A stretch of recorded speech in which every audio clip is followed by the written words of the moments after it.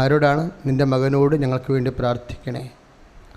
ആരാധന തുടങ്ങാൻ നേരത്തുള്ള കൃപാസനത്തിൻ്റെ മധ്യസ്ഥ പ്രാർത്ഥനയാണത്, അല്ലേ? അമ്മയുടെ പേരിൽ, അമ്മയുടെ മധ്യസ്ഥയിലാണ് നമ്മൾ ഉടമ്പടി ചെയ്തിരിക്കുന്നത്. അതുകൊണ്ടാണ് നമ്മൾ ആ പാട്ട് പാടുന്നതിൻ്റെ കാരണം അതാ. അപ്പോഴത് അറിയണം, ഞങ്ങൾ നിൻ്റെ മക്കളാണെന്നുള്ള ഒരു ബോധം. ഇന്ന് ജേക്കബ് തുങ്കുഴി പിതാവ് എന്താ പറഞ്ഞത്? മാർപ്പാപ്പ മെക്സിക്കോയിൽ ചെന്നപ്പോൾ ഗൊദലുപ്പയിൽ വെച്ച് സംസാരിച്ചതാണ്. You are not alone, you are not orphans, you are the children of mother. The mother is mother of Jesus. അതാണ് അഭയം. അതാണ് കറക്റ്റ്. എന്നുവെച്ചാൽ അമ്മയാണ്, അമ്മയുടെ മക്കളാണെന്ന് നമ്മളെന്നുള്ളൊരു ബോധം നമുക്കുണ്ടെങ്കിൽ ഒരു മതിലുകളും നമുക്കെതിരെ നിൽക്കത്തില്ല. അതാണ് ആ മാപ്പാപ്പ പറഞ്ഞതിൻ്റെ അർത്ഥം. വി ആർ സ്ട്രോങ് എന്നല്ലേ പറഞ്ഞത്? പറയാതെ പറഞ്ഞത് എന്താണ്? ട്രംപിനോട് മറുപടി പറഞ്ഞത് എന്താണ്? We are strong, we are the children of Mother Mary എന്നല്ലേ പറഞ്ഞത്? ആരുടെയും പേര് പറയാതെ കാര്യങ്ങൾ പറഞ്ഞു. അതിൻ്റെ അർത്ഥം എന്താണ്? അത് മതിലിനോട് മാത്രമല്ല, ക്യാൻസറിനോടും നമ്മളങ്ങനെ പറയും.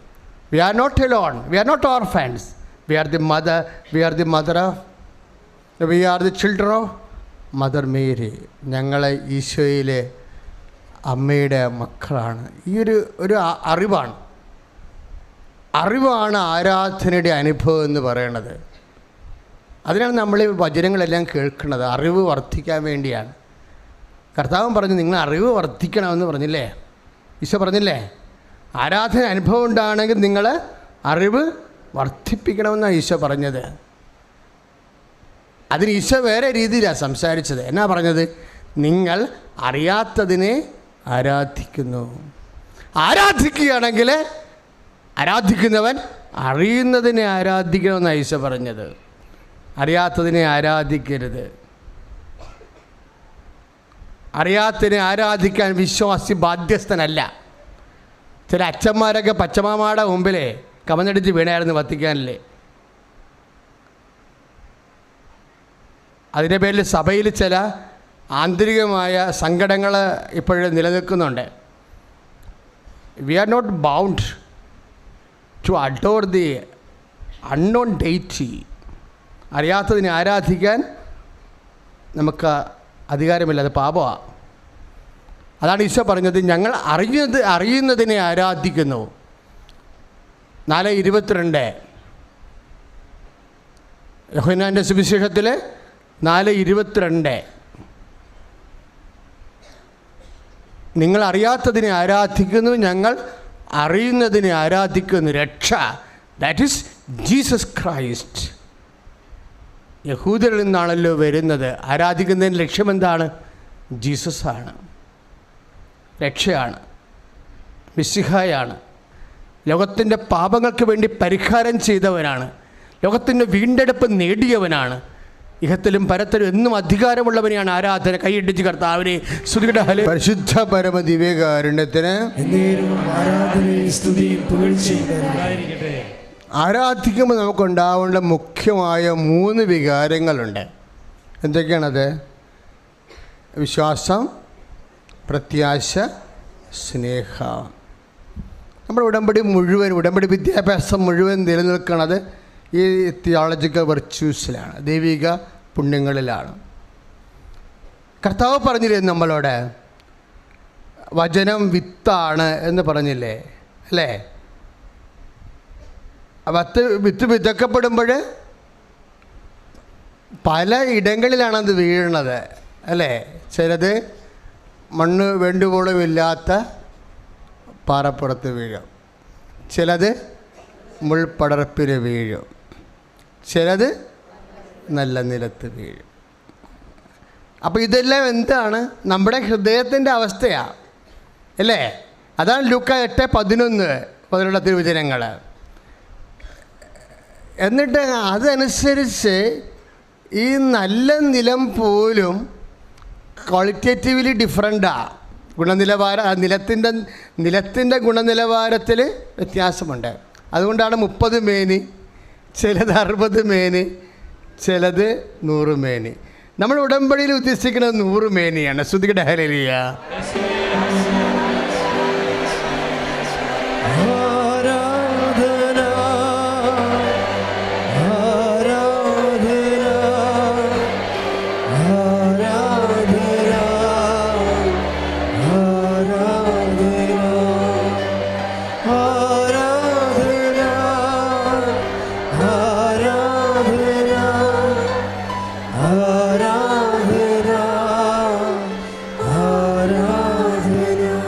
പ്രാർത്ഥികർത്താവേ, എൻ്റെ ഹൃദയത്തെ പരിപൂർണമായ നല്ല നിലമായി രൂപാന്തരപ്പെടുത്തണമേ.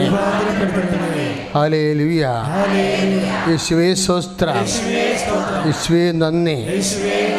ഇപ്പം നിങ്ങളെ കൊണ്ട് കുറേ പണിയെടുപ്പിക്കണില്ലേ അല്ലേ? കുറേ ആത്മീയ അഭ്യാസങ്ങളൊക്കെ നമ്മൾ ചെയ്യുന്നില്ലേ? ഉടമ്പടിയെക്കുറിച്ച് തൊഴിൽപിതാവ് എന്നെ മുറിയിൽ വെച്ച് കുറേ കാര്യങ്ങൾ ചോദിച്ച് മനസ്സിലാക്കിയിരുന്നു. അപ്പോൾ അദ്ദേഹം ഒരു കാര്യം പോലും ദാറ്റ് ഈസ് ഗുഡ് എന്നാണ് പറഞ്ഞത്. കാര്യം പറയുന്നത് എന്താ? ഉടമ്പടി സമ്പൂർണ്ണമായിട്ട് ഒരു അറിഞ്ഞുള്ള ആരാധനയുടെ അഭ്യാസങ്ങളാണ് കാണിക്കണതെല്ലാം. നമ്മുടെ ഉപവിപ്രവർത്തനമായാലും നമ്മുടെ പ്രേക്ഷിത പ്രവർത്തനമായാലും ഇതൊക്കെ ചെയ്യുമ്പോഴേ ഏതാണ്ട് കാര്യങ്ങൾ കാട്ടിക്കൂട്ടുന്ന പോലെ ചെയ്യരുത്. ഭയങ്കര തീവ്രമായ ദൈവസ്നേഹത്തോടെ ചെയ്യണം. ഇപ്പം നല്ല നിലമാണെന്ന് പറഞ്ഞിട്ട് കാര്യമില്ല. നല്ല നിലം, വിശ്വാസത്തിൻ്റെ നിലമുണ്ട്, പ്രത്യാശയുടെ നിലമുണ്ട്, സ്നേഹത്തിൻ്റെ നിലമുണ്ട്. ഈ സ്നേഹത്തിൻ്റെ നിലത്തിലാണ് 100 മേനി വരണത്. എന്ന് വെച്ചാൽ ഒരു നെല്ലിട്ടാൽ അതിൻ്റെ ഞാറിൽ നമുക്ക് 100 നെല്ല് കിട്ടും. ഇത് പഴയ കാലത്ത് ഹൈടെക് ജനറ്റിക്കൽ അഗ്രോ എൻജിനീയറിംഗ് ഒക്കെ ഒന്നും ഇല്ലാഞ്ഞൊരു കഥയാണ്. ഇപ്പോഴാണ് ഒരു നെല്ലിന് 350 നെല്ല് കിട്ടണത്.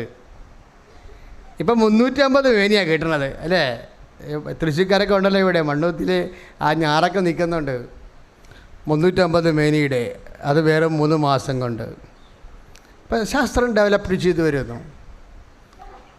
അപ്പോഴിന്ന് ഫുള്ളായിട്ടുള്ള ഹാർവസ്റ്റിങ്ങിന് ഒന്ന് പ്രാർത്ഥിച്ച കർത്താവായ ദൈവമേ, കർത്താവായ ദൈവമേ, എൻ്റെ നിലത്തിലെ 100 മേനിയം വചനം വിളയാൻ എൻ്റെ ഹൃദയത്തെ ദൈവസ്നേഹത്താൽ നിറക്കണമേ.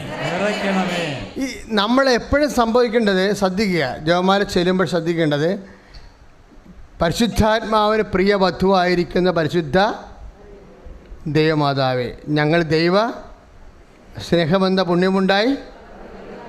അപ്പോൾ ഈ മാസം അതൊരു 90 പ്രാവശ്യം ചൊല്ലിക്കോ. എന്താ കാര്യം എന്നറിയാം? ഒരു ഹോംവർക്ക് പോലെ. പരിശുദ്ധ ആത്മാവിനെ പറഞ്ഞ് പ്രിയ വധുവായിരിക്കുന്ന പരിശുദ്ധ ദൈവമാതാവേ, ഞങ്ങളിൽ ദൈവസ്നേഹമെന്ന പുണ്യമുണ്ടാകുവാൻ നിന്റെ തിരുക്കുമാരനോട് അപേക്ഷിക്കണമേ. എന്താ കാര്യം? ഇതിങ്ങനെ എന്നിട്ട് നമ്മുടെ ഉടമ്പടിയുടെ ഉപവിപ്രവർത്തനങ്ങൾ, രോഗീ ശുശ്രൂഷകൾ, അതുപോലെ തന്നെ ഉടമ്പടിയുടെ പ്രേക്ഷിത പ്രവർത്തനങ്ങൾ, പ്രേക്ഷിത പത്രവിതരണങ്ങൾ, ഇങ്ങനെയൊക്കെ ചെയ്യുമ്പോൾ ദൈവസ്നേഹം വർദ്ധിക്കാൻ വേണ്ടിയാണ് നിങ്ങളെ കാഴ്ചവെക്കേണ്ടത്. നിങ്ങൾ കാഴ്ചവെക്കേണ്ടത് എന്തിനാണ്? നിങ്ങളുടെ ഉടമ്പടി നിയോഗങ്ങൾക്കല്ലേ? ഇല്ലേ? ഉടമ്പടി നിയോഗങ്ങളെക്കാളും ദൈവസ്നേഹം വർദ്ധിക്കാൻ വേണ്ടി നിങ്ങൾ കാഴ്ചവെക്കണം. എല്ലാമല്ല, ഏതെങ്കിലും ഒരു ഘട്ടം ദൈവസ്നേഹം വർദ്ധിക്കാൻ വേണ്ടി കാഴ്ചവെക്കണം. എന്താ പ്രശ്നം വെച്ച് കഴിഞ്ഞാൽ, ഈ ദൈവസ്നേഹം വർദ്ധിച്ചാൽ ഓട്ടോമാറ്റിക്കായിട്ട് സന്തോഷത്തിൻ്റെ അഭിഷേകം ഉണ്ടാകും. പറഞ്ഞാൽ മനസ്സിലായ? നമ്മുടെ ക്രിസ്ത്യാനിറ്റിയിലുള്ള ഒരു പ്രത്യേകത എന്ന് പറയുന്നത്, ദൈവത്തിൻ്റെ ദാനങ്ങളെല്ലാം അഭിഷേക രൂപത്തിലാണ് നമുക്ക് ആദ്യം കിട്ടണത്. മനസ്സിലായില്ലേ? ഇപ്പോൾ നിങ്ങൾ ആശുപത്രിയിൽ നിൽക്കണം, അപ്പോൾ ഡോക്ടർ പറഞ്ഞ് നിങ്ങളുടെ ഹസ്ബൻഡിന് ഹാർട്ടിന് ബ്ലോക്ക് ഉണ്ടെന്ന് പറഞ്ഞ്, പക്ഷേ നിങ്ങൾക്ക് ദൈവസ്നേഹത്തിൻ്റെ അഭിഷേകം ഉണ്ടെങ്കിൽ യു ഡോണ്ട് ഫീൽ എനിത്തിങ്, നിങ്ങൾക്കൊന്നും തോന്നത്തില്ല. പറഞ്ഞ മനസ്സിലായില്ലേ? ഇപ്പം നമ്മൾ തോന്നുന്നതിൻ്റെ കാരണം നമുക്ക് അഭിഷേകത്തിൻ്റെ ഒരു കുറവാണ്. അത് പരിഹരിക്കാനാണ് അച്ഛൻ ഈ ടോണിക്ക് തന്നിരിക്കുന്നത്. ഇപ്പോൾ മനസ്സിലായില്ലേ? എന്തെങ്കിലും കേട്ടോ, ഇപ്പോൾ നിങ്ങളുടെ കുഞ്ഞ്, നിങ്ങളുടെ മോള് ഒരു തെറ്റായ ഒരു ബന്ധത്തിലാണെന്ന് നിങ്ങൾ ഫോണിൽ ആക്കിയിട്ട് അപ്പോൾ തന്നെ നിങ്ങൾ ഷിവറാകും. നിങ്ങൾ ഷിവറാകേണ്ട കാര്യമില്ല. എന്താണ്? നിൻ്റെ ദൈവം അറിയാതെ ഒന്നും സംഭവിക്കത്തില്ല. പക്ഷേ അതിന് ആന്തരിക ബോധ്യമാണത്. അതിന് ദൈവസ്നേഹം ഈശോ എന്നാ പറഞ്ഞത്? ഞാൻ നിങ്ങൾക്ക് തരുന്ന സന്തോഷം ആരും നിങ്ങളിൽ നിന്ന് കർത്താവ് നുണ പറയുമോ? അത് ബോധമുള്ള ക്രിസ്ത്യാനിക്ക് അറിയാം. എൻ്റെ കർത്താവ് നുണ പറയത്തില്ല. 16:23 ഒന്നേറ്റ് പറഞ്ഞ്. യോഹന്നാൻ 16:23 ഒന്നേറ്റ് പറഞ്ഞ്. ഞാൻ നിങ്ങൾക്ക് തരുന്ന സന്തോഷം ആരും നിങ്ങളിൽ നിന്ന് എടുത്തു കളയത്തില്ല. അപ്പം ഈ സന്തോഷം ആരും എടുത്തു കളയുമെന്ന് ഈശോയ്ക്കറിയാം. പറഞ്ഞ മനസ്സിലായി? ഈശോ ഈ ഭൂമി വന്നപ്പോൾ മനുഷ്യൻ അനുഭവിക്കുന്ന വികാര വിക്ഷോഭങ്ങളെല്ലാം പരിശോധിച്ചതിന് ശേഷം ഈശോ ഒരു കുറിപ്പടി തന്നു. കാരണം ഈശോ അല്ലേ നമ്മളെ സൃഷ്ടിച്ചത്. അപ്പോൾ സൃഷ്ടിച്ച ആളിനറിയാം ഇങ്ങനെ വിഷയത്തിൽ ചില ഷോർട്ടേജ് ഉണ്ടാകാൻ സാധ്യതയുണ്ട്. അതിനുടനെ പക്കാ മെഡിസിൻ തന്നിട്ട് പോയി. എന്താ പറഞ്ഞത്? നിങ്ങളുടെ ഇപ്പോഴത്തെ സന്തോഷം ആൾക്കാർ എടുത്തുകൊണ്ട് പോകാൻ പറ്റുന്ന അവസ്ഥയാണ്. ഇപ്പോൾ ഇന്നലെ ഒരു സാക്ഷിയാണ് എനിക്ക് ഭയങ്കര ഇഷ്ടപ്പെട്ടായിരുന്നു. അതുകൊണ്ടാണ് ഞാൻ അത് ഓർത്തിരിക്കുന്നത്. അപ്പോൾ അവർക്ക് സ്ഥലമില്ല. എന്താ സ്ഥലമുണ്ട്, പക്ഷേ അത് ഇപ്പോഴത്തെ റീസർവേയിൽ അത് പുഴയുടെ അരികിലാണ്. അതുകൊണ്ട് അത് അതിന് പറ്റിച്ചിട്ട് കിട്ടത്തില്ല, കരമടക്കാൻ പറ്റത്തില്ല. പുഴയുടെ അരികിലാണ് അത്. 7 കൊല്ലമായിട്ട് അതിന് പറ്റിച്ചിട്ടില്ല. അതുകൊണ്ട് അവരുടെ വീട് ഉറഞ്ഞു പോയി. പുതിയ വീട് കിട്ടാൻ ഉള്ള മാർഗ്ഗമില്ല. അതാരെ കൊടുക്കാമെന്ന് പറഞ്ഞപ്പോഴുണ്ട്, അതിന് പറ്റിച്ചിട്ട് വേണമെന്ന് പറഞ്ഞപ്പോൾ അവിടെ ചെല്ലുമ്പോൾ അവർ കരമടക്കാൻ അനുവദിക്കണില്ല. ഇങ്ങനെ ആപ്പടെ കുഴപ്പത്തിലായി. അപ്പോൾ അവരുടെ അമ്മ എന്ത് പറഞ്ഞു? അമ്മ ഉടമ്പടി എടുത്തിട്ട് പരിശുദ്ധ അമ്മയോട് പറഞ്ഞ്, എനിക്ക് 4ാം ക്ലാസ് വിദ്യാഭ്യാസമേ ഉള്ളൂ, എനിക്ക് ഇങ്ങനെ ഓഫീസിൽ നിന്നും പോയി സംസാരിച്ച് പരിചയമില്ല, അതുകൊണ്ട് എൻ്റെ കയ്യിലുള്ളത് നിൻ്റെ കാശുരൂപം മാത്രമാണ്. നീ എനിക്ക് മുമ്പേ പോയിട്ട്, ഞാൻ 7 കൊല്ലമായിട്ട് ഈ ഓഫീസിൽ കയറി ഇറങ്ങുന്നതാണ്. ഇന്നത്തെ ഒരു പ്രത്യേകത എന്ന് പറയുന്നത് ഉടമ്പടി ഞാൻ എടുത്തിട്ടുണ്ടോ എന്നുള്ള ഒരു പ്രത്യേകതയേ ഉള്ളൂ. അതാണ് അറിഞ്ഞ് പറയണം. അറിയാവുന്നതെല്ലാം അങ്ങ് പച്ചക്ക് പറയുക. നീ എനിക്ക് മുമ്പേ പോകണം. ദൈവത്തിന് പണ്ട് മുതലേ ഉള്ള ഒരു മിഷൻ വർക്കാണത്. ഞാൻ നിനക്ക് മുമ്പേ എൻ്റെ ദൂതനെ അയക്കും. അത് വാഗ്ദാനമാണ്. അത് ഏത് ഇൻ്റർവ്യൂവിനായാലും എവിടെയായാലും നമുക്ക് തന്നിരിക്കുന്ന വാഗ്ദാനമാണത്. ദൈവം വാഗ്ദാനങ്ങളിൽ വിശ്വസ്തനാണ്. അതുകൊണ്ട് ആ ഉടമ്പടി ചെയ്ത് കഴിയുമ്പോൾ ഈ വാഗ്ദാനങ്ങളെല്ലാം പ്രാപിക്കാൻ നമുക്ക് പ്രത്യേകമായിട്ടുള്ള ഒരു ദൈവകൃപയും ഒരു യോഗ്യതയൊക്കെ കിട്ടും. അതിൻ്റെ ബോധം ആ ചേച്ചിക്കുണ്ട്. പക്ഷേ എന്നാ ചെയ്യിക്കണത്? 7 കൊല്ലത്തിന് ശേഷം 7 കൊല്ലം നടന്നിട്ട് കിട്ടാത്ത കാര്യം ഇവർ ചെന്ന് കാര്യങ്ങൾ സംസാരിക്കുമ്പോൾ ആകപ്പാട് ഇപ്പോൾ ഈ മരട് പ്രശ്നം വരെ നിലനിൽക്കുമ്പോഴും പെട്ടെന്ന് ചേഞ്ച് ചെയ്യുകയാണ് എല്ലാവരും. 1.5 ദിവസത്തിനുള്ളിൽ ഇവർക്ക് കരമടക്കാൻ അനുവാദം കൊടുത്തിട്ട് പറ്റിച്ചിട്ട് കൊടുക്കും. Praise the Lord, hallelujah. അവിടെ വീട് വെക്കും. വീട് വെക്കാൻ പോയപ്പോൾ വീടിൻ്റെ പരവാസരിയായപ്പോൾ പിന്നെയും കേട്ട് പ്രളയം വരാൻ പോകണം. പ്രളയം കഴിഞ്ഞാൽ ഇത് വലിയ പ്രശ്നമാണ്. പിന്നെ കുറേ ദിവസം 4 മാസം കഴിയാതെ പിന്നെ അതിനകത്ത് കയറാൻ പറ്റത്തില്ല. വെച്ച വീടിൻ്റെ അകത്ത് കേൾക്കാതെ പ്രളയം വരാൻ പോകണമെന്ന് കേട്ടപ്പോൾ ഇവർ വീണ്ടും പ്രാർത്ഥിച്ച്, അമ്മ തന്ന വീടല്ലേ, വെള്ളം തന്നെയാണ് കയറണ്ടേ എന്ന് ചോദിച്ചപ്പോൾ 7-ാം തീയതി കൊണ്ടുവന്ന് താക്കോല് കൊടുത്ത് 7-ാം തീയതി കയറി താമസിച്ച്. 8-ാം തീയതി പ്രളയമായി. ആ സാക്ഷ്യം നല്ല രസമാണ് കേൾക്കാൻ. 8-ാം തീയതി പ്രളയമായപ്പോൾ കെട്ടിച്ച വീട്ടിൽ നിന്ന് മകൾ വിളിച്ചു ചോദിച്ചു, അമ്മേ മാതാവിൻ്റെ വീടല്ലേ വെള്ളം കയറിയാന്ന് ചോദിച്ചു. അപ്പോൾ അമ്മ പറഞ്ഞ്, ഈ പ്രദേശം മൊത്തം വെള്ളത്തിലാണ്, നമ്മുടെ വീട് മാത്രം ബാക്കി വെച്ചിട്ടുണ്ടെന്ന്.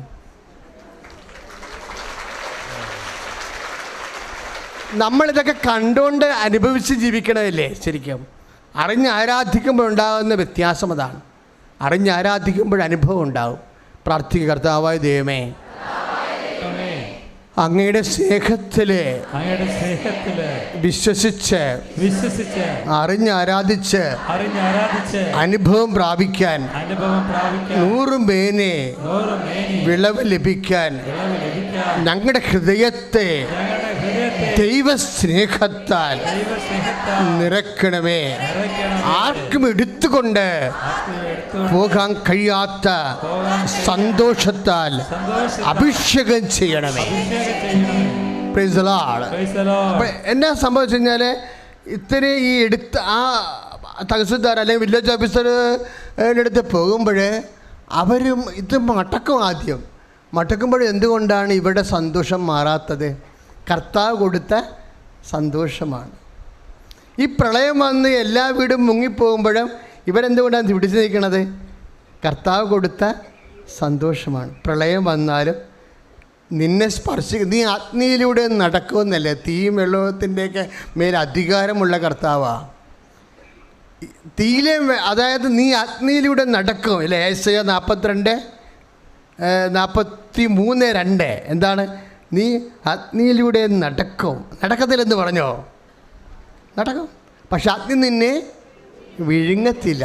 ഇതുതന്നെയാണ് ഈ അഗ്നിയിലൂടെ നടക്കും. നിനപ്പോൾ ക്യാൻസർ ആണെന്ന് ഡോക്ടർ പറയും, പക്ഷെ ക്യാൻസറിൻ്റെ ആവിയും പുകയും നിന്നെ ഏൽപ്പിക്കാൻ കർത്താവ് സമ്മതിക്കത്തില്ല. ഒരു ക്യാൻസറിന് നിൻ്റെ ആന്തരികമായ സന്തോഷത്തെ, ഞാൻ തന്നിരിക്കുന്ന സന്തോഷത്തെ എടുത്തു കളയാൻ പറ്റത്തില്ലെന്ന് പറഞ്ഞ കർത്താവാണ് പറഞ്ഞിരിക്കുന്നത്. നീ അഗ്നിയിലൂടെ നടക്കും.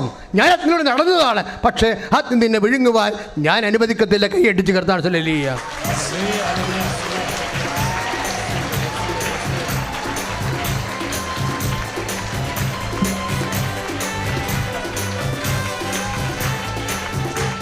കാരുണ്യത്തിന് അപ്പം എടുത്തു കളയാനാവാത്ത സന്തോഷം. എന്തെല്ലാം വിഷയങ്ങളുണ്ടായാലും, ഇപ്പം കടങ്ങളുണ്ടാകും. ഇപ്പം ചെറിയ പറഞ്ഞു, ഇന്നലെ ഞാൻ സഹോദരനെ കണ്ടപ്പോൾ എനിക്ക് 2 കോടി കടമുണ്ടെന്ന് പറഞ്ഞു. അപ്പോഴത്തന്നെ ഞാൻ മനുഷ്യനെ പ്രാർത്ഥിച്ചു. എന്താ അങ്ങനെ പ്രാർത്ഥിക്കാൻ കാര്യം എന്നറിയാവോ? ഈ 2 കോടി കടം വീട്ടുകോളും ഈ മനുഷ്യൻ ടെൻഷൻ ഇല്ലാതെ ജീവിക്കണം. ഈ ടെൻഷൻ ഈ ഹൃദയത്തിലേക്ക് അഭിഷേകം സ്പർശിക്കാതിരിക്കാൻ വേണ്ടി എന്താ വേണ്ടത്? ആന്തരികമായ അഭിഷേകം വേണം. ഈ ആന്തരിക അഭിഷേകം കിട്ടാൻ എന്താ മാർഗം? ദൈവസ്നേഹം നിറയണം. അതാണ് നമ്മൾ ശ്രദ്ധിക്കേണ്ടത്. സ്നേഹം അസൂയപ്പെടുന്നില്ല. ഇപ്പം 1 കൊറിന്തോസ് 13:7 സ്നേഹം എല്ലാത്തിനെയും അതിജീവിക്കുന്നു അല്ലേ. അപ്പോൾ അതിൻ്റെ അർത്ഥം എന്താണ്? സ്നേഹത്തിന് അതിനുള്ള അതിജീവനത്തിൻ്റെ കപ്പാസിറ്റി ഉണ്ട്, സർവൈവിങ് കപ്പാസിറ്റിയാണ്. പറഞ്ഞാൽ മനസ്സിലായില്ലേ?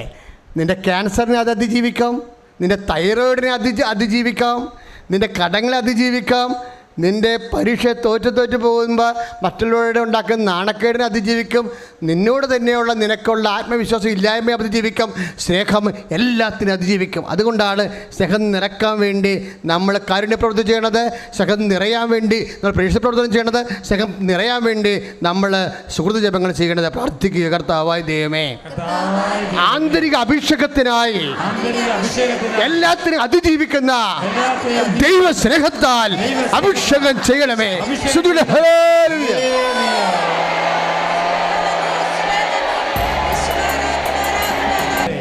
പ്രിയപ്പെട്ടവരെ, അതുകൊണ്ടാണ് ഈശോ പറഞ്ഞത്, നമ്മുടെ ദുഃഖവും നമ്മുടെ സന്തോഷവും ആരുടെ ദുഃഖവും സന്തോഷമായിരിക്കണം? അമ്മയുടെ ദുഃഖവും സന്തോഷമായിരിക്കണം ഇല്ലേ? അങ്ങനെയാണ് ഈശോ പറഞ്ഞത്. നിങ്ങൾക്ക് ദുഃഖം ഉണ്ടെങ്കിൽ നിങ്ങളുടെ ദുഃഖം സന്തോഷമായി മാറും. ഇതിലെന്നാ പറയണത്? സ്ത്രീക്ക് പ്രസവവേദന വരണ പോലെയാണ് നിങ്ങളുടെ ദുഃഖമെന്നാണ് പറഞ്ഞത്. സ്ത്രീയെന്ന് ഈശോ വിളിക്കണത് ആരെയാണ്? സാധാരണ അമ്മയെ. സ്ത്രീയെന്ന് ഈശോ വിളിക്കണത് ആരെയാണ്?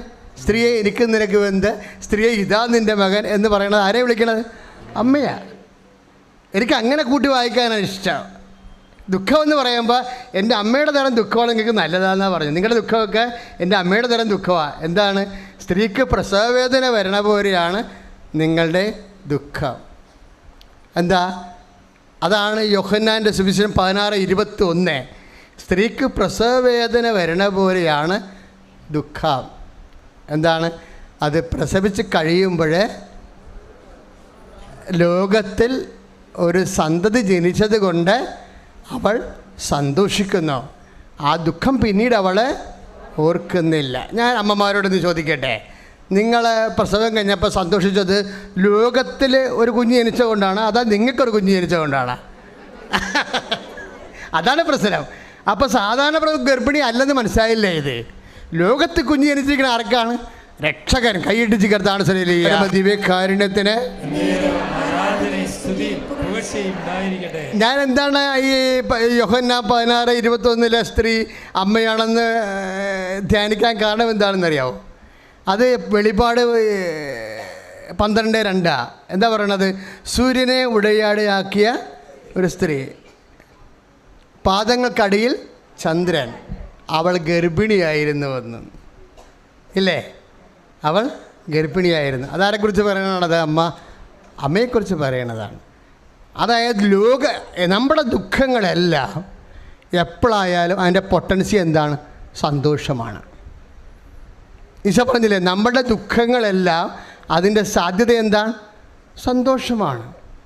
നമ്മുടെ ദുഃഖങ്ങളിൽ കർത്താവ് കലരുമ്പോൾ, കർത്താവിൻ്റെ ശക്തി കലരുമ്പോൾ അത് ഓട്ടോമാറ്റിക്കായിട്ട് നിൻ്റെ എല്ലാ ദുഃഖങ്ങളും, ദൈവപൈതലെ, നിൻ്റെ കടങ്ങളോ രോഗങ്ങളോ ഇപ്പോൾ ഉണ്ടായ തെറ്റിദ്ധാരണകളോ മക്കളില്ലാത്ത അവസ്ഥയോ വീടില്ലാത്ത അവസ്ഥയോ എല്ലാം യേശു ക്രിസ്തുവിനെ ലോകത്തിന് കൊടുക്കാൻ വേണ്ടിയുള്ള ആ അരിഷ്ടതയാണ് അനുഭവിക്കുന്നുണ്ടെങ്കിൽ അത് that sorrow is the sorrow of Mother of God. ദൈവമാതാവിൻ്റെ ദുഃഖമാണ്. ദൈവമാതാവ് ഈശോനെ ലോകത്തിലേക്ക് കൊടുത്തു കഴിഞ്ഞപ്പോൾ ആ ദുഃഖം പിന്നീട് അവൾ ഓർത്തില്ല. എൻ്റെ ദൈവവേദന, നിനക്ക് രോഗമാണോ, നിനക്ക് ക്ഷീണമാണോ, നിനക്ക് അതുപോലെ കടമാണ്, നിൻ്റെ മത്സരത്തിൽ നീ പരാജയപ്പെട്ടു പോയ ഒരു പരീക്ഷ തോറ്റ വ്യക്തിയാണോ, അല്ലെങ്കിൽ ജപ്തി നടപടി നേരിടുന്ന വ്യക്തിയാണോ, കടമാണോ, ഇങ്ങനെയുള്ള എല്ലാ വിഷയങ്ങളിലും നീ ഇപ്പോൾ പ്രാർത്ഥിക്കണം. പ്രാർത്ഥിക്കുക, കർത്താവായ ദൈവമേ, ഞാനിപ്പോൾ അനുഭവിക്കുന്ന ദുഃഖം പരിശുദ്ധ അമ്മയുടെ ദുഃഖമാണ്.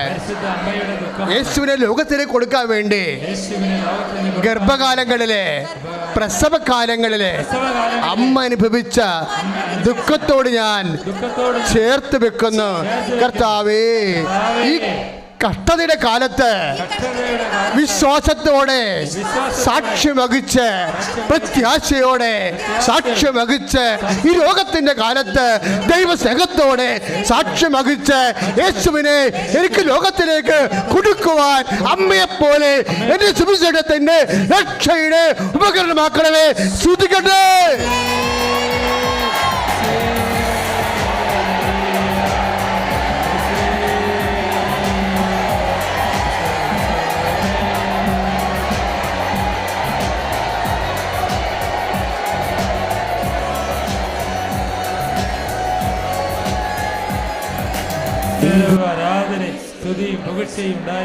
അമ്മയുടെ മധ്യസ്ഥ ഈശോനാമത്തെ രോഗസൗഖ്യ പ്രാർത്ഥനയുടെ സമയമാണ്. ഉദരരോഗമുള്ളവർ ഉദരത്തിൽ കൈവെക്കുക. നെഞ്ചുവേദനയുള്ളവർ, ശ്വാസകോശ രോഗങ്ങളുള്ളവർ, കരൾ രോഗികൾ നെഞ്ചിൽ കൈവെക്കുക. ഹൃദയരോഗികൾ നെഞ്ചിൽ കൈവെക്കുക. കൈവെക്കുമ്പോഴൊക്കെ പറയണം, ഇന്നൊരു ചേച്ചി സാക്ഷ്യം പറഞ്ഞിരുന്നു, അമ്മ മാതാവിൻ്റെ മധ്യസ്ഥത്തിൽ ഈശോൻ്റെ നാമത്തിലാണ് നീ കൈവെക്കണത്. നീ ഇവിടെ ഉടമ്പടി ചെയ്തതിൻ്റെ അടിസ്ഥാനത്തിലാണ് നീ കൈവെക്കുന്നത്. ഉടമ്പടിയുടെ ഒരു മാനറിസമാണ് കൈവെപ്പ്. എബ്രാഹാം ഇസഹാക്കിനെ, പ്രിയ വധുവിനെ അന്വേഷിച്ചപ്പോൾ ഭൃത്യനോട് കൈവെക്കാനാണ് പറഞ്ഞത് തുടയിൽ, അല്ലേ? അപ്പം നമ്മൾ ചെയ്ത ഉടമ്പടി അനുസ്മരിച്ചു കൊണ്ടാണ് നമ്മൾ രോഗാതുരമായ സ്ഥലങ്ങളിൽ ഉടമ്പടി പ്രകാരം കൈവെക്കണത്. ഉടമ്പടി ചെയ്യാൻ പോകുന്ന വിഷയത്തിൻ്റെ മേൽ ഓർത്തുകൊണ്ട് കൈവെക്കാവുന്നതാണ്. നടുവേദനക്കാർ, കിഡ്നി വേദനക്കാർ ബാക്കിൽ കൈവെക്കുക. ഉദരരോഗികളെന്ന് പറയുമ്പോൾ പലതരത്തിലുള്ള രോഗങ്ങളുണ്ട്. മൂത്രം വിട്ടു പോണവർ, മൂത്രത്തിൽ രക്തം വരുന്നത്, ബ്ലീഡിങ് തന്നെ വന്നിട്ട് പോകാതെ ഇരിക്കണവർ, അതുപോലെ തന്നെ അതുപോലെ തന്നെ വെള്ളപ്പൊക്കിൻ്റെ അസുഖമുള്ളവർ, ഇങ്ങനെ എല്ലാ ലീക്കേജ് അസുഖങ്ങളും നമ്മൾ അടിവയറ്റിലാണ് കൈവെക്കേണ്ടത്. തൈറോയ്ഡ് രോഗികൾ, ടോൺസിൽ രോഗികൾ, അലർജി രോഗികൾ, ടോൺസിൽ രോഗികൾ, എല്ലാ സ്പോണ്ടിലോസിസിന് അസുഖമുള്ളവരെല്ലാം തൊണ്ടയിൽ കൈവെക്കുക.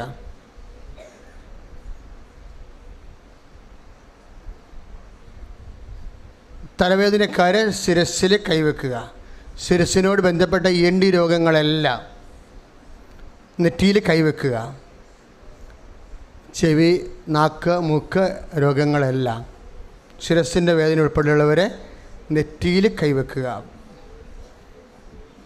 കർത്താവ് എന്നിട്ട് പറഞ്ഞ് രോഗങ്ങളുള്ള ഓരോ രോഗികളും, അസ്ഥി ഒടിഞ്ഞവരും അസ്ഥി നുറങ്ങിയവരും കൊണ്ട് മെസ്സേജിൽ അവരുടെ സൗഖ്യം ഈശോ കാണിക്കുന്നുണ്ട്. അതുകൊണ്ട് അസ്ഥി ഒടിഞ്ഞവരൊക്കെ, ആ വേദനയുള്ള സ്ഥലത്ത് മുഴയുള്ളവർ, സിസ്റ്റുള്ളവരൊക്കെ എവിടെയാണ് അതൊക്കെ ഉള്ളത് അവിടെ കൈവെക്കുക. മുഴയുള്ളവർ, സിസ്റ്റുള്ളവരെ ഒക്കെ കൈവെക്കുക.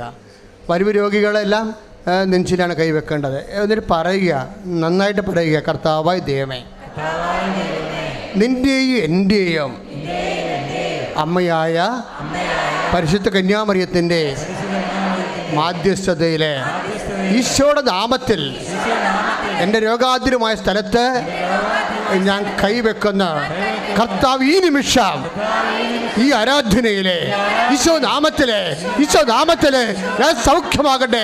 സുദൃഢ രോഗികൾ, കൃപാസനത്തിൽ ഒത്തിരിയേറെ അലർജി രോഗങ്ങൾ കർത്താവ് സുഖപ്പെടുന്നുണ്ട്. വിസർപ്പ രോഗികൾ, ക്യാൻസർ രോഗികൾ, സർവാംഗം പെയിനുള്ളവർ, അതായത് നഖം മുതൽ ശിഖ വരെ സർവാംഗം വേദന അനുഭവിക്കുന്നവർ സ്വസ്തിക്കടയാളത്തിൽ ഇങ്ങനെ പൂട്ടി കൈവെക്കണം. അതിൻ്റെ ത്വക്ക് രോഗങ്ങൾ ഉൾപ്പെടും, എല്ലാവിധ രോഗങ്ങളും ഉൾപ്പെടും. അച്ഛനോട് ചേർന്ന് പറയുക, കർത്താവായ ദൈവമേ, എൻ്റെ ആസകല രോഗങ്ങൾ യേശുനാമത്തിൽ ഈ നിമിഷം സൗഖ്യപ്പെടുന്നതിനായി പരിശുദ്ധ അമ്മയുടെ മധ്യസ്ഥത്തിലെ ദിവ്യകൃപാനയിലെ എഴുന്നള്ളിയിരിക്കുന്ന ഈശോ നാമത്തിൽ ഈ നിമിഷം ഞാൻ സൗഖ്യം പ്രാപിക്കട്ടെ. സ്തുതിയുടെ ഹല്ലേലൂയ.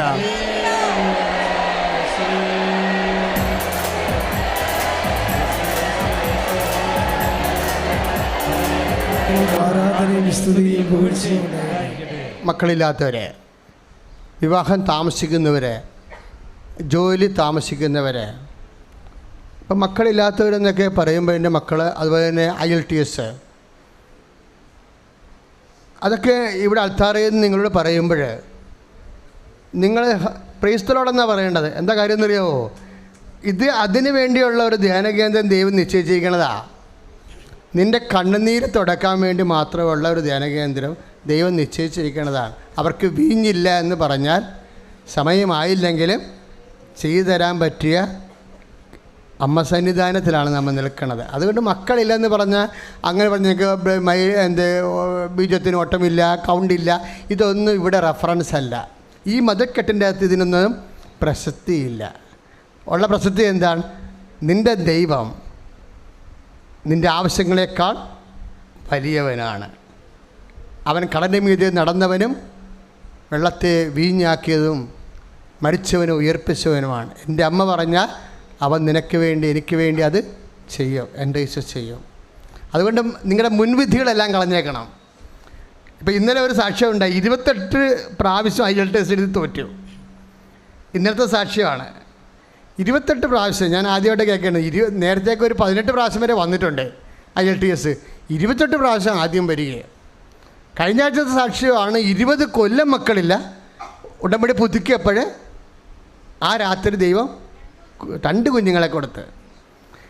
ഇതാണ് ഇവിടെ അമ്മ ചെയ്തുകൊണ്ടിരിക്കുന്ന കാര്യങ്ങൾ.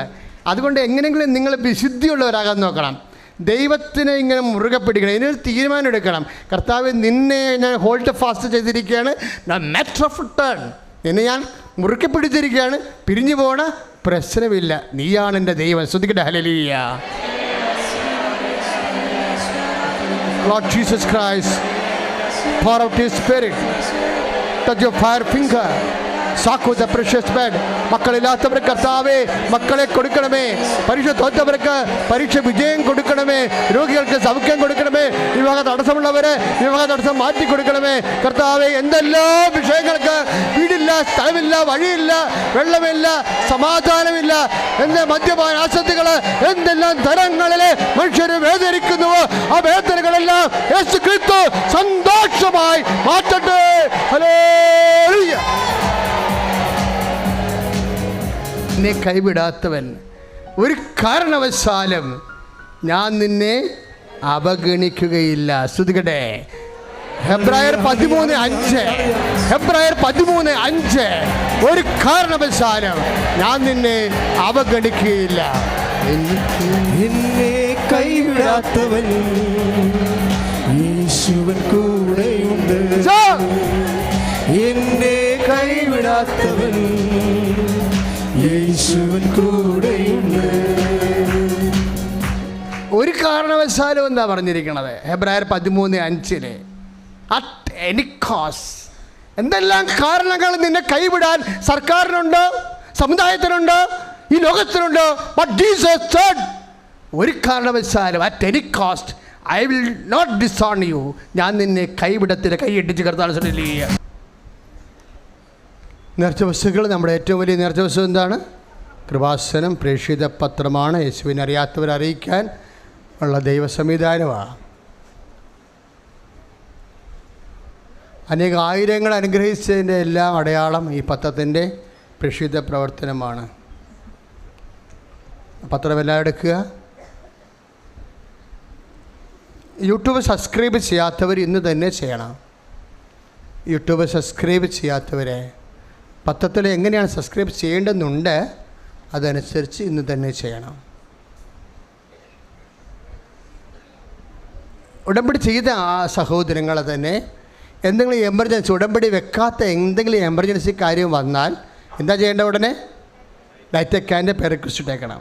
കാര്യം ഏറ്റവും ഒടുവിൽ 15 ലക്ഷം ജപമാലയാണ് നമ്മൾ പ്രാർത്ഥിച്ച് സ്വരുക്കൂട്ടിയിരിക്കുന്നത്. 15 ലക്ഷം. ലോകത്ത് ഇത്രയും ജപമാല ഒറ്റയടിക്ക് ഒരു ദിവസം കൊണ്ട് പ്രാർത്ഥിക്കാൻ ഇപ്പം സംവിധാനമില്ല. അത്രയും ആത്മീയ ആസ്തിയിലാണ് നമ്മൾ നിൽക്കുന്നത്. അപ്പം നിങ്ങൾ ഒരു ദൈവമായിട്ട് ഒരു ബന്ധമില്ലാത്ത ആളാണെങ്കിൽ പോലും ഡയറ്റക്കാൻ്റെ റിക്വസ്റ്റ് ഇട്ട് കഴിഞ്ഞാൽ അത് ജനകോടികളെ കഴിഞ്ഞ കാലനൂറ്റാണ്ടായിട്ട് പ്രാർത്ഥിച്ചിട്ടിരിക്കുന്ന കൃപാസനത്തിൻ്റെ അഖണ്ഡ ജപമാല റാലിയുടെ ലക്ഷോപലക്ഷം കോടിക്കണക്കിന് ജപമാലയുടെ ആസ്തിയിലാണ് ഡയറ്റക്കാനിൽ ഇത്രയും അത്ഭുതകരമായിട്ട് അടയാളം നടന്നത്. ഇപ്പോൾ ഹൈന്ദവ സഹോദരങ്ങൾക്ക് ചില സമുദായ സംഘടനകൾ ഇഷ്യൂസ് ഉണ്ടാക്കിയതിൻ്റെ പേരിൽ ഞങ്ങൾ ഉടമ്പടി പ്രാർത്ഥന റദ്ദ് ചെയ്തിരിക്കുകയാണ്, നടത്തണേലല്ല. പക്ഷെ ഒരു കാര്യമുണ്ട്, ക്രൈസ്തവ സഹോദരങ്ങൾ നിങ്ങളോട് ആരെങ്കിലും ആവശ്യപ്പെട്ട അവർക്ക് വേണ്ടി ക്രൈസ്തവ സഹോദരങ്ങൾക്ക് ഉടമ്പടി ചെയ്യാവുന്നതാണ് അവരുടെ സാന്നിധ്യത്തിലെ. കാരണം അവരുടമ്പടി എടുക്കുമ്പോഴാണെല്ലാം മതപരമായ കാര്യങ്ങൾ അനുഷ്ഠിക്കേണ്ടിയൊക്കെ ചില സമയത്ത് വരേണ്ടത്.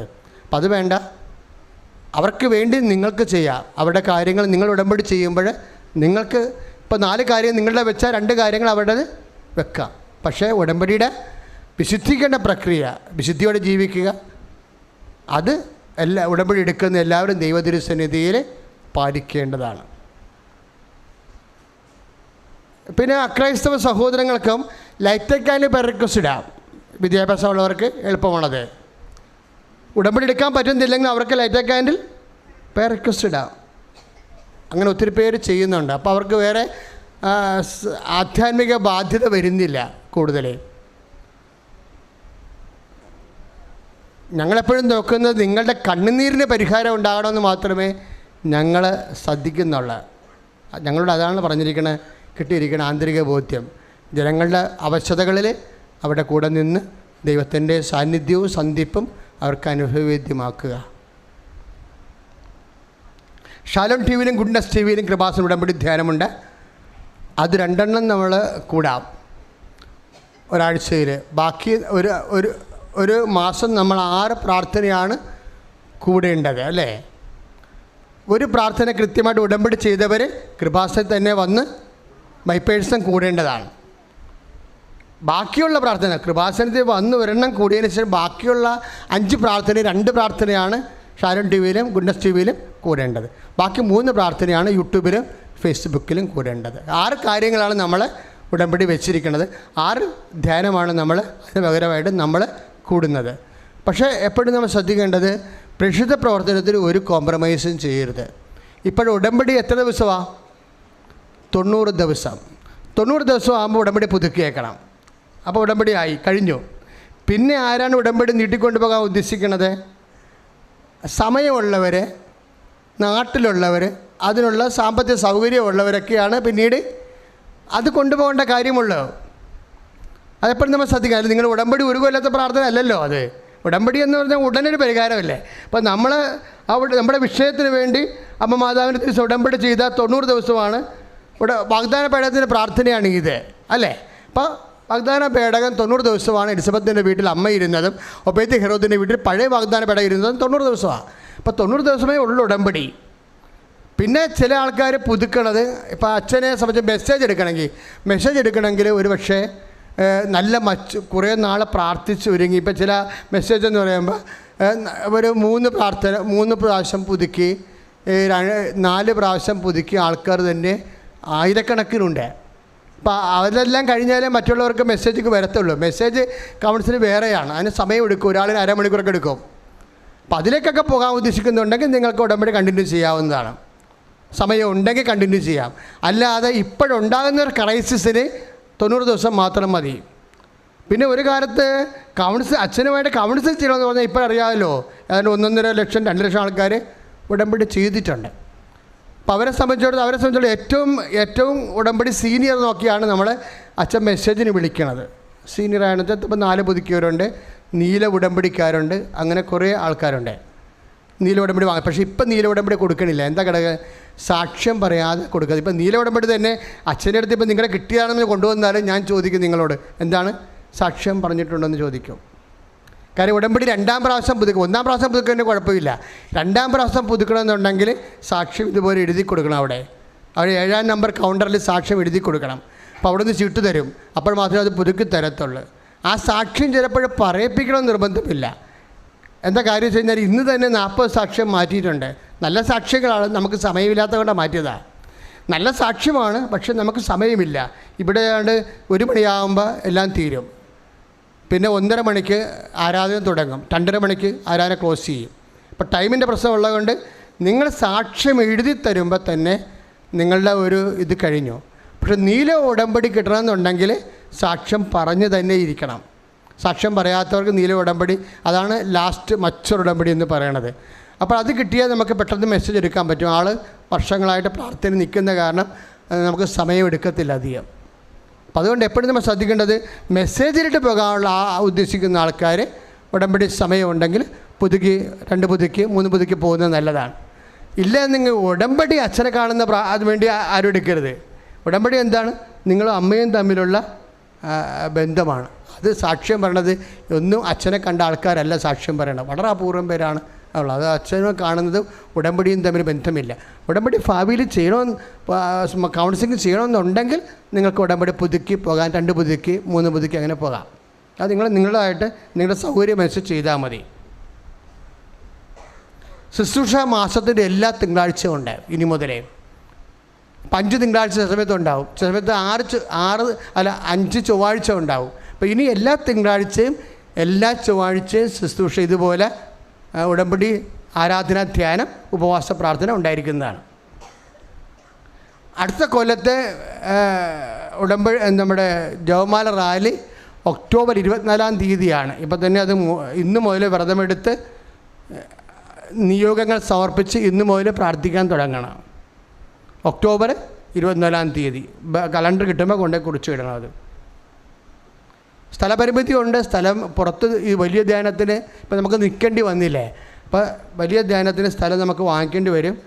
കാലാന്തരത്തിൽ നമ്മൾ വാങ്ങിക്കത്തുള്ളൂ. ആർക്കെങ്കിലും വാങ്ങിച്ച് 1 സെൻറ്റ് 1/2 സെൻറ്റൊക്കെ വാങ്ങിച്ചു കൊടുക്കാൻ ഉദ്ദേശം ഉണ്ടെങ്കിൽ നിങ്ങളുടെ സ്ഥലമൊക്കെ വിറ്റ് കഴിയുമ്പോൾ നിങ്ങൾക്ക് സാമ്പത്തിക സുരക്ഷിത കിട്ടിക്കഴിഞ്ഞുകൊണ്ട് ഓഫീസുമായിട്ട് നിങ്ങൾക്ക് ബന്ധപ്പെടാവുന്നതാണ്.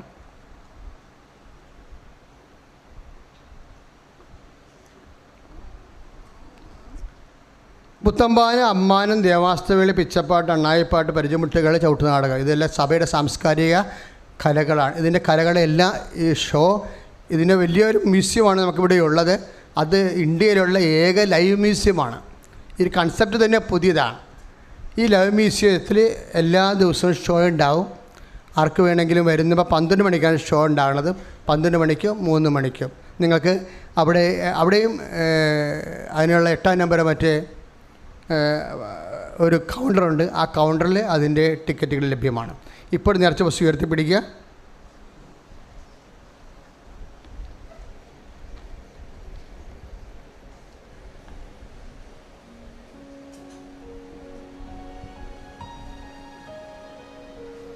തൈക്കാട്ടുശ്ശേരിയിൽ ആരെയും പ്രതീക്ഷിക്കുന്നില്ല. മാരകമായ ചില രോഗികൾ വരുമ്പോൾ പ്രാർത്ഥിക്കണം എന്നല്ലാതെ തൈക്കാട്ടുശ്ശേരിയിലോട്ട് വണ്ടി നിറച്ച ആൾക്കാർ വണ്ടി പിടിച്ച് അവിടെ വന്നിട്ടൊരു കാര്യമില്ല. 1 സെക്കൻഡ് പോലും കിട്ടും. നിങ്ങളുടെ ദിവസവും പോകും, കാശും പോകും. തന്നെയല്ല ഞായറാഴ്ചയൊക്കെ വരണത് നിങ്ങളുടെ ഇടവകപ്പള്ളിയിലാണ് നിങ്ങൾ പോകേണ്ടത്. ഇടവകപ്പള്ളി വെട്ടിച്ചിട്ട് വേറെ കാര്യം കാണാൻ വേണ്ടി വേറെ നാട്ടിലേക്ക് പോകുന്നതൊക്കെ ഒരു കത്തോലിക്കൽ പറ്റാത്ത ഒരു പരിപാടിയാണ് അതൊക്കെ. അപ്പോഴും നമ്മൾ ശ്രദ്ധിച്ച് വേണ്ട കാര്യം ചെയ്യാൻ. ആരെയും തൈക്കാട്ടുശ്ശേരി ഞങ്ങൾ പ്രതീക്ഷിക്കുന്നില്ല.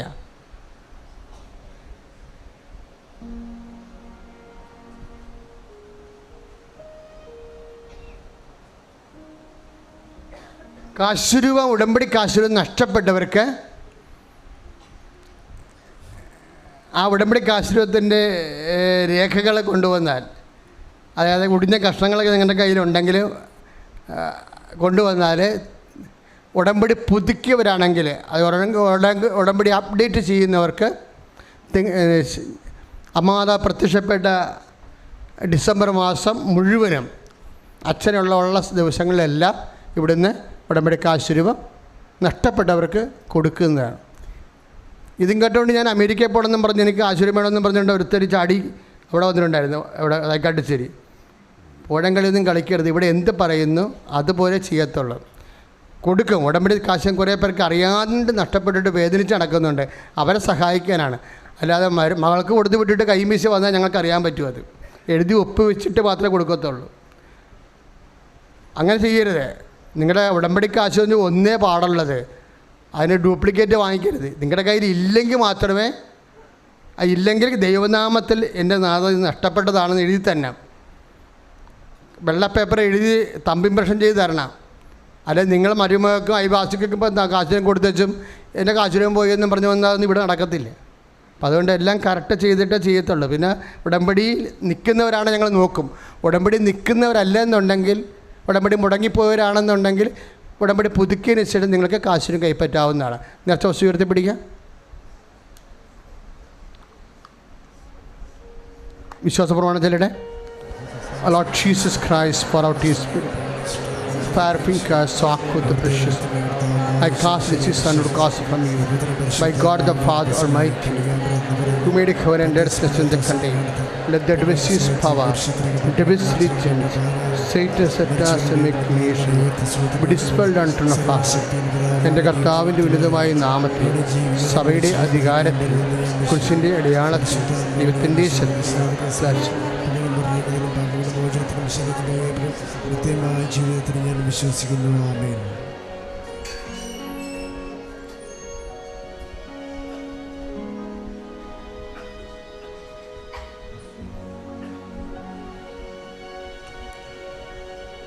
കൈകൾ ഉയർത്തി വിളിക്കട്ടെ. യേശുവേ,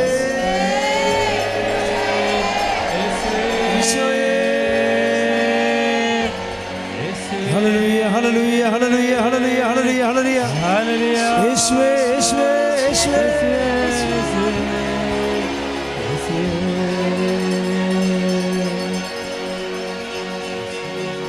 പരിശുദ്ധ പരമമാ ദിവ്യകാരുണ്യമേ, എന്നും